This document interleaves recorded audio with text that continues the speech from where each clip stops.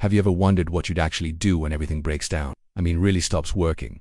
No police, no hospitals, no supply trucks, no calm neighbors, just fear, uncertainty, and desperate people willing to do anything to survive. Would you stay and defend your home, or would you run for your life? Because either way, it's a gamble that could cost you everything. Most preppers like to think they've got it figured out. They've got shelves lined with canned goods, a shotgun under the bed, maybe even a bug-out bag in the closet. But let me tell you, when SHTF for real, the choice between staying put or running could be the most dangerous bet you ever make. Let's start with staying.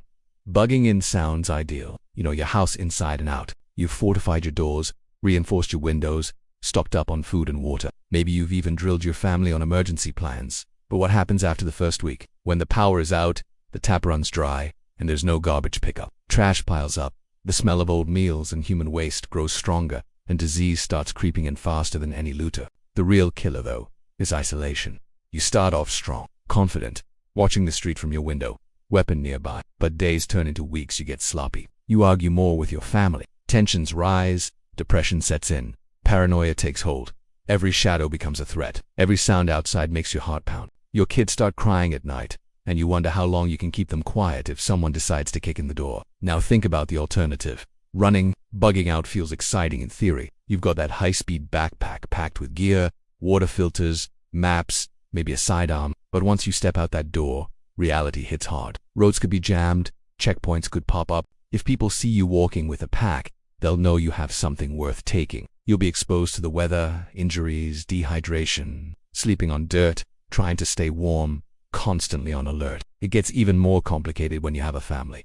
Could you move fast enough with your kids? Could you protect them from desperate strangers along the way? And if someone tries to rob you on a lonely road, would you be ready to pull the trigger with your children right there watching? Those are the decisions that haunt people for the rest of their lives. Most folks think they'll just play it by ear. They'll see what's happening and decide then. That's the worst possible plan. Because when the moment comes, when chaos erupts on your street or your city's burning, your window to make a smart decision closes fast. Panic sets in, adrenaline takes over, and mistakes get people killed. You need to plan right now. Ask yourself, what would make you stay? How long before staying becomes more dangerous than leaving? What would make you run?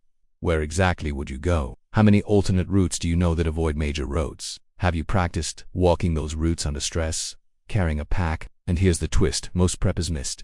You might have to do both. You could start bugging in, thinking it'll blow over. Then your neighborhood becomes a war zone and you're forced to leave under even worse conditions. Or maybe you bug out first, realize the outside world is 10 times more dangerous, and have to find a way to return home. Neither option is guaranteed to keep you alive. Both come with brutal costs that most people overlook. Staying might mean fighting off thieves at 3 a.m. or watching your kids get sick because there is no clean water. Running might mean leaving everything you've worked for behind and risking encounters with people who'd rather see you dead than fed. So here's what you should do. Prepare for both. Harden your home. Stock it well. Learn how to purify water. Cook without power. Keep things silent and discreet. But also build out your bug-out plan. Stage small caches along your routes. Food, ammo, meds. Keep your vehicle fueled or have a cart ready if you're on foot. Know multiple ways out, not just by GPS but by memory. The less you rely on electronics, the better. And most importantly, train your mind. When that heart-pounding decision day comes, you'll need clarity under pressure. You'll need to read people fast, decide if they're a threat or an ally. You'll need to keep moving when your body's begging to stop, or stay perfectly still when every instinct screams to run. Because at the end of the day, this isn't about which plan is better. It's about which risks you're willing to shoulder and how far you'll go to keep your family alive. It's a dangerous gamble either way. The only wrong choice is pretending it's never going to happen. So start preparing now. Don't just store food or buy cool gear. Rehearse scenarios. Walk your routes. Talk to your family about hard choices. Because when SHTF, it's too late to wonder if you should stay or run. By then, the clock's already run out.